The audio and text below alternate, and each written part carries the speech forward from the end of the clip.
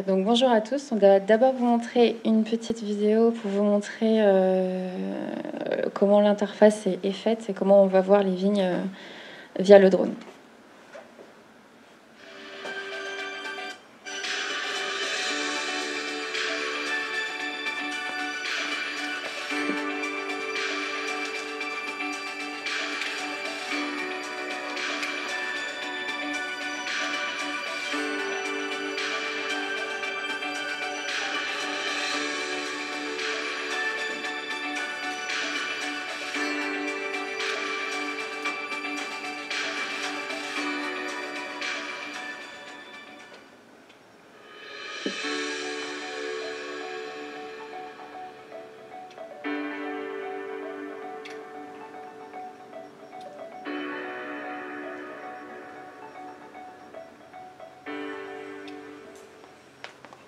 Donc toutes les images que vous avez vues sont en fait prises par le drone.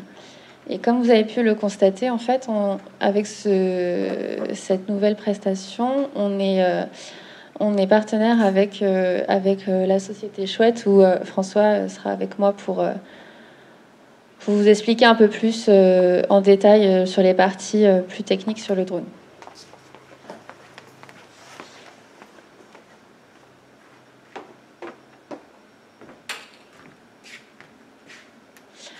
Donc d'abord au niveau de la construction pour aller prospecter une parcelle avec un drone. Donc tout d'abord en fait on va repérer la parcelle sur l'interface Chouette. Donc en fait on n'a pas forcément besoin d'être sur place. Vous nous envoyez vos coordonnées GPS ou une capture d'écran pour vous montrer une parcelle. Et donc nous on trace la parcelle sur l'interface. Donc c'est assez intuitif. On vous montrera une vidéo tout à l'heure pour vous montrer comment on cartographie une parcelle. Ensuite, donc, on passe au vol. Donc, c'est ce qu'on va faire tout à l'heure, donc, pour la captation des données. Donc, ce qui est super intéressant et aussi très bien pour des novices en drone comme nous, c'est qu'en fait, l'application va générer un plan de vol. Alors, un plan de vol soit en vol bas, soit en vol haut, suivant les paramètres en fait, qui sont recherchés sur la parcelle. Donc vol haut on est à 45 mètres et vol bas on est à peu près à 6 mètres. Ensuite donc le drone en fait va prendre des images de façon intelligente, il va cartographier toute la parcelle. Ces données là en fait ensuite on les envoie nous donc à la société Chouette qui est notre partenaire et donc du coup ils vont traiter les images. Donc là vous avez une cartographie de vigueur, donc les couleurs plutôt froides, on est sur des vigueurs fortes, et puis les couleurs plutôt chaudes, donc rouge, on est plutôt sur des vigueurs plutôt faibles. Donc là, il y a 6 compartiments d'échelle, c'est assez modulable, on peut en mettre 3, on verra tout à l'heure qu'on peut en mettre un peu moins. Donc voilà, ça donne déjà une cartographie de la vigueur.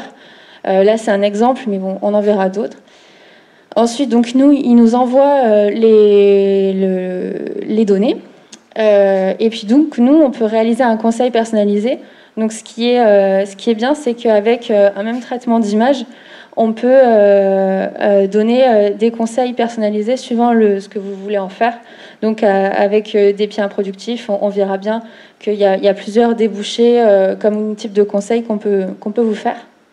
Et donc, après, ça permet d'avoir une action au vignoble qui est plus précise et rapide. Et surtout, qui permet de cartographier une parcelle dans son entièreté. Donc au niveau de la présentation de la méthode, on est sur de l'intelligence artificielle. Donc si vous avez des questions plus techniques, là il faudra se tourner sur François. Mais du coup, donc l'intelligence artificielle, donc c'est assez simple, c'est qu'au final on a abonder un logiciel qui en image de référence en lui disant ça c'est du mildiou, ça c'est de l'esca, ça c'est ce genre de choses. Et au final avec, donc vous avez vu c'est quand même 3 millions d'images et puis ça apprend tout le temps et en permanence. En fait le logiciel est de façon intelligente est capable de reconnaître les symptômes.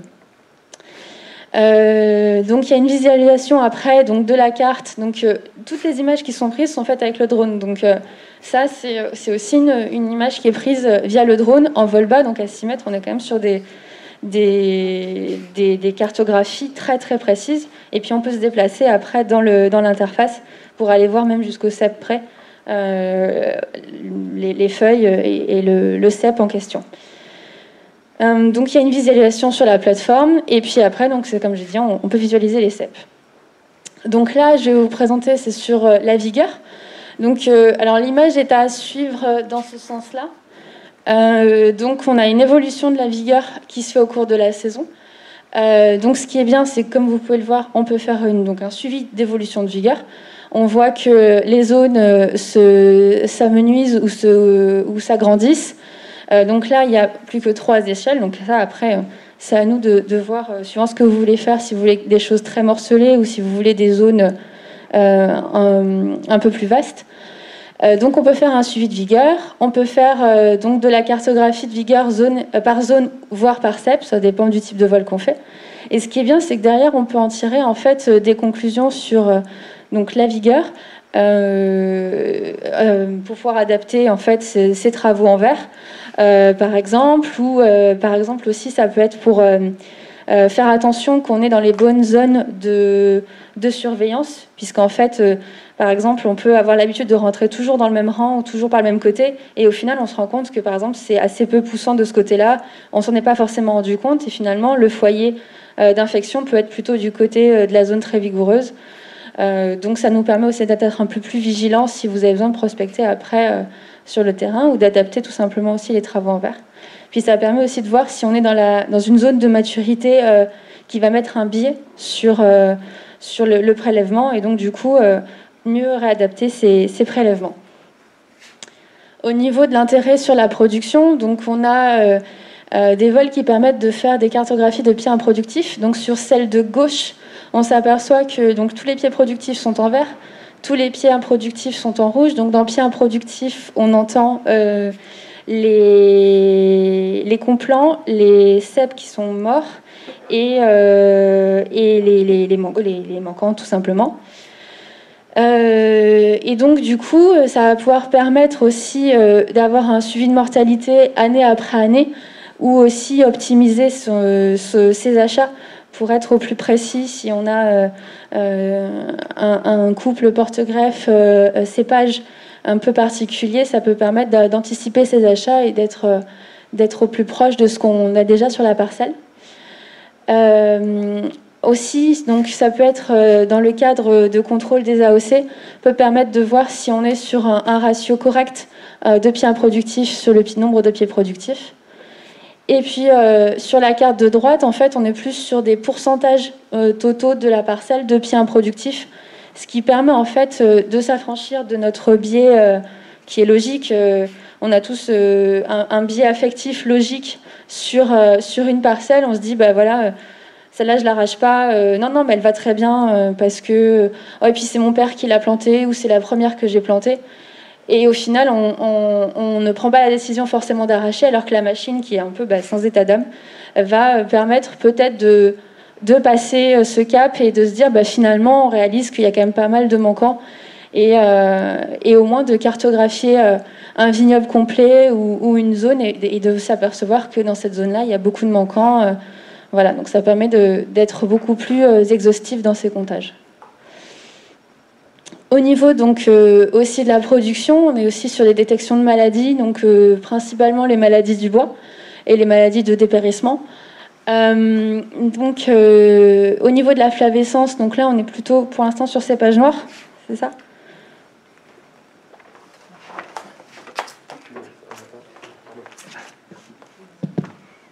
Oui, bonjour à tous.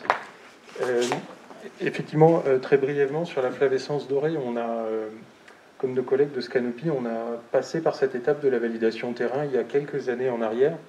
Donc on est aujourd'hui en capacité, on est opérationnel sur les cépages noirs. Ça marche. On est opérationnel sur les cépages noirs pour pointer directement les pieds de jaunisse. Donc ça permet de faire plusieurs choses, de garantir qu'il y a des zones qui sont asymptomatiques, et de traiter par exemple des zones en Champagne ou dans des vignobles du Sud où on a beaucoup d'enroulement de la vigne, beaucoup de carences potassiques ou de cicadelle bubale, et bien classifier ce qu'on voit dans l'image, c'est-à-dire les symptômes que vous observez dans vos parcelles, un enroulement de la feuille, un port pleureur du cep, et d'aller rétrécir, vraiment guider les équipes de prospection à pied sur les zones. Voilà. Sur les cépages blancs, pour terminer, on reste prudent vu les enjeux. Déjà, à l'œil nu, c'est pas évident. En revanche, on sait classifier du Cournouet, on sait regarder des carences et faire des différences avec la chlorosphérique ou la carence manganésienne, par exemple. Et on va donner une information qu'on appelle pour l'instant décoloration jaune, qui peut être du stress hydrique, qui est un petit peu différent, par exemple, de la panachure ou de la marbrure d'un début de Cournouet. Voilà pour l'instant ce qu'on sait faire, mais on avance prudemment sur les blancs pour l'instant. Donc du coup, donc avec ce que François a dit, ça nous permet aussi d'avoir donc un comptage plus précis. Et puis surtout, ce que je trouve intéressant, c'est de voir l'évolution. Si on a mis en place des techniques, de voir année après année ou même au cours de l'année s'il y a une évolution de la maladie et si on a des zones qui se créent de maladies. Je pense notamment au suivi de l'ESCA qui peut être intéressant par ce biais-là. Donc ça permet vraiment donc, de repérer, d'identifier et puis d'alerter pour pouvoir anticiper. Au niveau donc, du mildiou, on est sur une stratégie donc, de passage sur la parcelle. Donc, ce qui permet aussi d'être assez exhaustif et si jamais on est sur une zone de prospection à pied qui n'est pas représentative, on pourrait louper un endroit où il commence à y avoir un foyer de maladie. Aussi, ça permet en fait de voir au niveau de la stratégie de traitement. Nous, on va l'utiliser notamment pour évaluer des produits de biocontrôle sur certaines parcelles et voir du coup si on a eu une différence certaine entre les différentes zones de traitement pour les analyser. Donc, comme j'ai dit, une identification des zones un peu plus précise. Et puis aussi, ça peut permettre de voir si son système de pulvérisation est optimal ou si même on veut tester un nouveau système de pulvérisation et voir si du coup, il a le même impact sur toute la parcelle ou pas. Donc là, c'est la parcelle qu'on va aller voir tout à l'heure. Donc là, vous avez une capture d'écran de ce que peut rendre en fait l'interface web. Donc là, c'est la parcelle que j'ai cartographiée. Et puis, j'ai simplement cliqué, je vais vous le montrer, sur un bouton pour pouvoir avoir le plan de vol. Donc là, on est sur un plan de vol haut. Et là, on est sur un plan de vol plutôt bas. Voilà. Donc je vais vous présenter la vidéo. Tu vas présenter les images après ? Oui, bien sûr.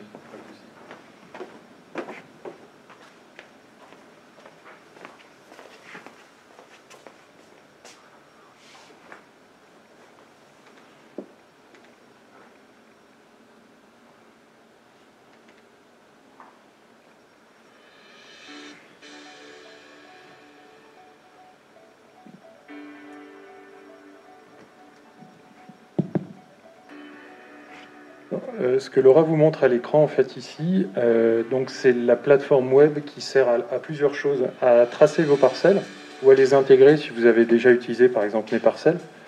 Ce sont des bases qui sont communes et qui communiquent les unes avec les autres. Ce tracé ici, on le retrouve dans une application smartphone et on le branche simplement sur la télécommande du drone et le reste est complètement autonome. Ça permet de faire plusieurs choses. Ça permet aux conseillers techniques qui vous suivent d'envoyer leur machine qui va prospecter tous les rangs de vignes, tout en prospectant à pied pour soulever des feuilles ou aller voir des zones de grappes que le drone n'est pas capable de voir. Pour l'instant, il y a une limite. On arrive à visualiser 80% de la surface foliaire. Pour les grappes, on va aller utiliser d'autres moyens, par exemple des capteurs embarqués sur des porte-outils. C'est des choses qu'on est en train de regarder aussi. Donc on a besoin simplement de rentrer une information sur l'écartement entre les rangs et les pieds. On va vous demander de renseigner le cépage et puis la hauteur du palissage à pleine végétation. Une fois que cette information elle est saisie dans la base de données, c'est pour toute la durée de vie du vignoble. Ça va vous permettre d'établir des comparaisons. Par exemple, on parlait de dynamique de croissance du vignoble tout à l'heure et de vigueur. Si vous avez envie de moduler un petit peu la fertilisation ou demain la stratégie de protection au vignoble, vous allez pouvoir voir comment évolue votre stratégie et pouvoir mesurer ça de manière objective. Le deuxième intérêt, en fait, c'est de pouvoir... on travaille avec Optidose en partenariat. pour pouvoir renseigner directement dans le logiciel Optidose un gabarit de feuillage pour que vous n'ayez pas à aller faire la mesure manuellement sur le terrain et que vous ayez une donnée qui soit sans cesse à jour en fait. Donc une fois que le tracé de parcelle est réalisé, on se rend sur le terrain. L'application smartphone vous guide dans toutes les étapes qu'il y a à respecter. Vous retrouvez ici les parcelles sur la gauche de l'écran avec à chaque fois la surface plantée, le cépage, l'année de plantation, toutes ces informations que vous avez saisies dans l'interface. Donc la synchronisation permet de récupérer le tracé de parcelle et de l'afficher sur l'écran. Et à partir de là, vous cliquez simplement sur la parcelle qui vous intéresse. Vous retrouvez le plan de vol que Laura vous a montré précédemment. Vous pouvez sélectionner plusieurs parcelles, vous pouvez travailler sur des pentes, vous pouvez... un débit de chantier, ouais, ça c'est intéressant parce qu'une petite machine comme ça dans un sac, ce sont des drones que vous trouvez à la FNAC par exemple, ça vous permet de traiter une batterie, vous permet de travailler une demi-heure. Ça fait 3 hectares en vol bas si vous voulez regarder. On parlait de mildiou, on parlait d'esca, on parlait de pieds de jaunisse. Et sur des vols hauts, lorsque vous voulez faire un bilan du vignoble, vous avez besoin de savoir où sont vos parcelles qui vont être destinées à telle ou telle cuvée ou vous voulez objectiver un arrachage. Là, sur un vol haut, on arrive à des débits de chantier à une dizaine d'hectares en une demi-heure. Évidemment, je parle sur un vignoble homogène. Je sais que dans la Loire, on n'a pas des vignobles d'un seul tenant, évidemment, mais tout ça, c'est pris en compte. Voilà. Tout ça se passe en sécurité parce que on trace des parcelles, donc le drone est destiné à rester à l'intérieur du volume de cette parcelle. Il y a de l'évitement d'obstacles aussi qui est intégré. Enfin, ça, c'est le premier constructeur mondial, donc nous on n'a rien inventé sur cette machine, on s'appuie sur le capteur de base hein, qui est fourni avec le drone, donc c'est de la photo tout simplement, mais de la photo en haute résolution.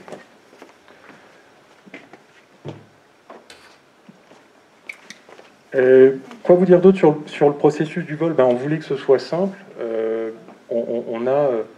Parmi nos clients, on a à la fois effectivement les experts, les conseillers qui vous accompagnent, on a des vignerons eux-mêmes qui étaient déjà propriétaires d'un drone ou qui se sont équipés pour aller en complément de leurs observations terrain. On sait évidemment que la vigne, vous travaillez avec vos tripes, avec vos sensations, avec vos observations. En aucun cas, nous, on a l'ambition de venir vous dire demain vous ferez de la vigne depuis votre ordinateur, c'est pas le sujet. Mais c'est de venir en complément de vos observations, lever un doute, vous donner une information que vous n'auriez pas vue en passant à pied. La machine est systématique, plus que l'œil humain nécessairement, donc elle peut venir en complément, en soutien de vos observations et des doutes que vous pourriez avoir. Lorsqu'on parle de mildiou ici, ou quand on parlait de vigueur un petit peu plus tôt, on a parlé de gel évidemment cette année, on a pu commencer très tôt dans la saison, début mai, à quantifier ces dégâts de gel. Ici on est le 17 juin, ça c'est une prise de vue qui a été faite dans le Layon.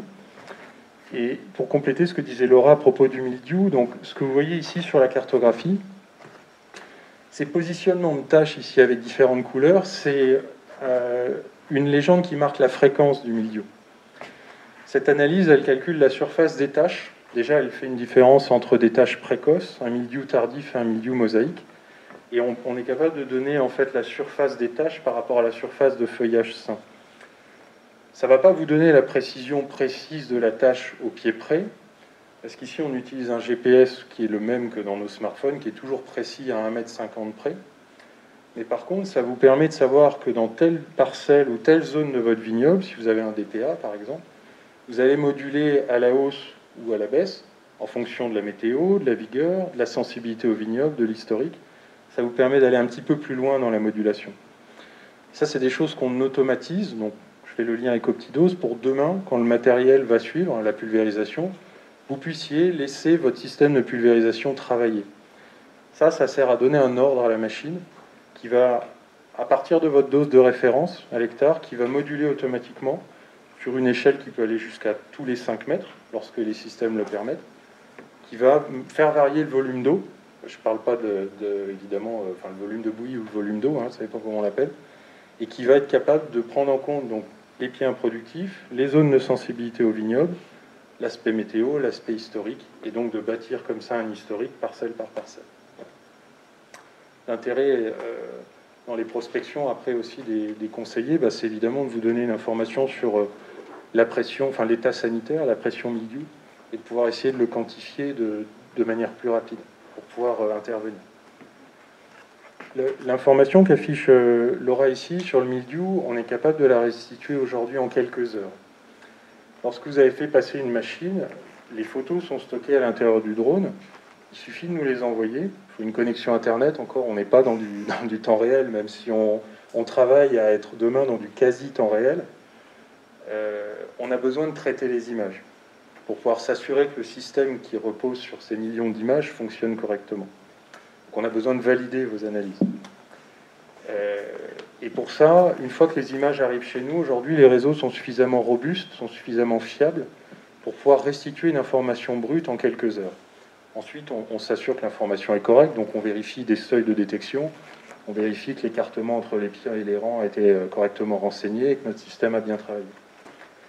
Ça, c'est le suivi de dégâts de gel qu'on a effectué donc début mai. Vous voyez qu'on avait ici, on a à peine 10 cm de feuillage étalé, vu d'au-dessus. Donc, on arrive vraiment à isoler ce qui est de la surface foliaire, ce qui est l'enherbement, ce qui est le fil de palissage, le sol.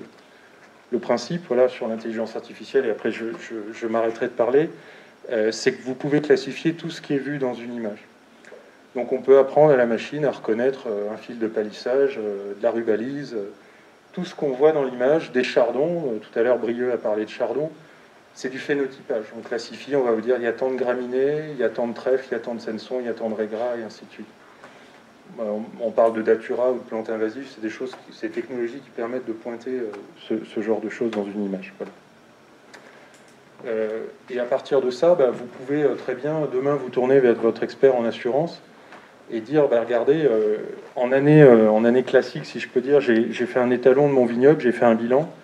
Ma vigueur, quand ça se passe normalement, c'est comme ça. En année compliquée, voilà les pertes que j'ai. Du coup, je peux estimer précisément ça et l'évolution du vignoble. On ne va pas vous donner une information sur les bourgeons, mais là, on peut quand même isoler la première génération qui repousse et dire quel a été l'impact du gel sur cette première génération. Du coup. Voilà. Et donc maintenant, on va aller sur le terrain, sur une parcelle. Comme ça, vous pourrez voir le drone en action et pour nous poser d'autres questions. Voilà, merci. Est-ce que vous avez des questions d'abord? Oui. J'ai une question, qui n'est pas très technique, mais parce que j'ai du mal à comprendre un peu le contexte. Vous avez fait une présentation tout à l'heure du projet du drone, et je me demande quel est le lien entre les deux. Parce que du coup, le projet qui a été financé par le Centre Val-de-Loire, c'est un projet, si j'ai bien compris en tout cas, qui a travaillé sur une méthodologie d'analyse d'image, en gros, pour pouvoir définir les symptômes via de l'imagerie. Et donc je ne vois pas bien le lien en fait entre la présentation que vous proposez donc avec Chouette et puis ce projet qui a abouti, quand il est terminé depuis 3 ans, et qui semble proposer quand même des solutions. Et je ne vois pas bien le lien entre les deux. Parce que concrètement, en fait, il n'y en a pas concrètement, en fait. En fait, avec Vinodrone, c'était un partenariat avec différents acteurs, dont l'entreprise Canopy, et l'entreprise Chouette est une autre entreprise qui travaille avec des drones. Et donc, du coup, avec Canopy, on a été plus sur le projet Vinodrone, en partenariat avec les universités pour pouvoir développer la technologie. Et là, avec Chouette, on développe plutôt une prestation de passage, d'interprétation et d'analyse par les conseillers. Est-ce que ça veut dire que dans l'offre de marché, en fait, il y a vraiment de grands décalages entre les différentes offres? Parce que là, visiblement, Chouette est capable de différencier un bijou naissant à du mosaïque. Et là, le travail de Vinodrone semble montrer qu'il faut encore travailler sur l'analyse d'image. Est-ce que ça veut dire qu'il y a sur le marché en fait une très grosse différence d'avancée en fait dans la maîtrise de... Ouais. Oui, évidemment, on aurait dû commencer par répondre à votre question. Hein. Bien sûr, je pense qu'on est 2 entreprises complémentaires parce qu'on a une approche technologique qui est différente. Les images que vous voyez ici sont issues d'un capteur RGB, donc qui travaille uniquement dans le champ du visible. Et la technologie qu'on utilise permet de classifier tout ce qui est vu dans l'image. Donc déjà, c'est pas la même approche que lorsque vous travaillez avec un capteur multispectral qui va vous donner une information sur l'infrarouge ou d'autres types d'informations. On a fait ce choix technologique parce que ça permet, je pense, à long terme de proposer une plus grande variété d'analyses. De manière opérationnelle, ça permet par exemple d'échantillonner quand on regarde la vigueur de la vigne sans les pieds improductifs. Et on a, nous semble-t-il, une information plus précise lorsqu'on va faire un vol bas de drone. Comment est-ce que ça fonctionne? C'est-à-dire que dans l'image, on peut observer trois choses: des formes, des couleurs et des textures. C'est comme ça d'ailleurs que notre réseau de neurones apprend. Et vous pouvez modeler un petit cerveau informatique, ça s'appelle de l'intelligence artificielle. Vous pouvez lui apprendre. Et à chaque fois qu'on insère de nouvelles images, qu'il y a des nouvelles images qui arrivent chaque jour, l'intelligence artificielle apprend de la totalité des images qui ont déjà été vues. Donc, en quoi c'est complémentaire? Parce qu'on amène une approche un petit peu différente sur la finesse de détection et les ouvertures que ça permet demain, notamment sur la modulation de dose intraparcellaire. Pour qu'on puisse avancer de manière fiable dans cette direction, il faut qu'on ait de base des cartographies qui soient, nous semble-t-il, précises. Lorsqu'on parle de vigueur, il s'agit bien ici de mesurer un gabarit de feuillage pied par pied. Par exemple, les capteurs embarqués qu'on a développés sur tracteur peuvent donner une information sur la largeur moyenne de feuillage et la hauteur de feuillage. On travaille pour intégrer l'information qu'utilise aussi Scanopy, qui nous semble très pertinente, qui est le proche infrarouge, le NDVI, qui donne une information sur l'activité chlorophyllienne, qui vous donne une information sur le taux de biomasse, le statut hydrique. Toutes ces informations-là, quand vous les combinez, ça peut vous donner demain un indice de vigueur de la vigne qui va aller un petit peu plus loin aujourd'hui qu'une simple observation satellitaire qui est précise à 10 mètres et qui finalement vous donne une tendance à la parcelle, mais qui, de notre point de vue, n'est pas suffisante lorsqu'on veut observer des modalités qui sont différentes, lorsqu'on veut tester un paillage, tel ou tel outil de travail de sol ou tel produit foliaire. Comment est-ce qu'on mesure l'efficacité de tel ou tel produit? Donc c'est à une échelle basse. Voilà. Donc c'est en ça que l'approche est un petit peu différente. Oui, c'est ça. Moi, je partage ce point de vue. En fait, Chouette a deux... Donc, Chouette a fait le parti d'utiliser des outils qu'on trouve plus facilement, plus largement, comme je disais, qu'on peut acheter à la FNAC, et de donner plus d'autonomie, je pense, au terrain, aux vignerons ou aux conseillers. Là où nous, on a une approche un petit peu différente, où on se met un peu plus à distance. Typiquement, leur vol haut et bas, c'est 45 mètres et 6 mètres, j'ai entendu. C'est des résolutions qui sont jusqu'au millimètre, alors que nous, on a le satellite et le vol drone. Et donc, on a en effet 10 mètres et 1 centimètre. Donc, on a dans deux notions, là où on va utiliser un matériel un peu plus industriel, avec d'autres informations qu'on va calibrer, et une mise en œuvre qui est un peu plus complexe, je pense. C'est pour ça qu'elle est sous-traitée à des professionnels. La partie acquisition est pas réalisée par le vigneron chez nous, mais réalisée par des professionnels du pilote de drone, notamment parce qu'il y a aussi des problèmes de réglementation à la mise en œuvre du drone. Ça marche pas le micro, c'est ça? Faut le mettre. Ok, excusez-moi. Ça marche beaucoup mieux. Donc oui, on a une approche où, dans le projet... Bon, pour revenir sur le projet Vinodrone, le projet Vinodrone, c'était un projet de recherche. Il aurait dû être présenté par des chercheurs. Et il avait pour but de faire évoluer l'état de l'art de la recherche. Et donc, les chercheurs sont pas exactement...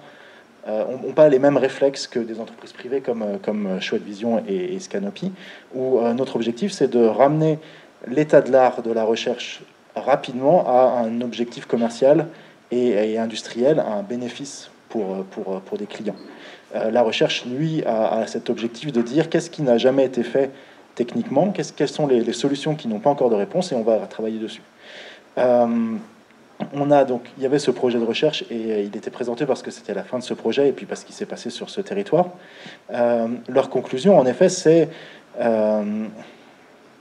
notamment c'est faisable, mais c'est difficile. C'est difficile d'être complètement précis, de pouvoir de pouvoir bien ne pas avoir voilà, de fausses détections. C'est une des réserves, hein, c'est ce que disait Chouette, il faut être prudent. Parfois, il y a des symptômes qui se ressemblent et il faut pas tout de suite. Enfin, voilà, les chercheurs vont mettre ces limites en disant, bah, ça nous arrive de nous tromper. C'est une question complexe.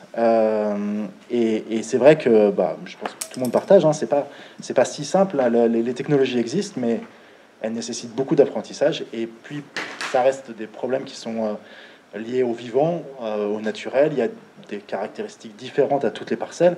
Et donc cette pluralité d'environnements, de cépages, de pentes, d'ensoleillement, d'interrants, de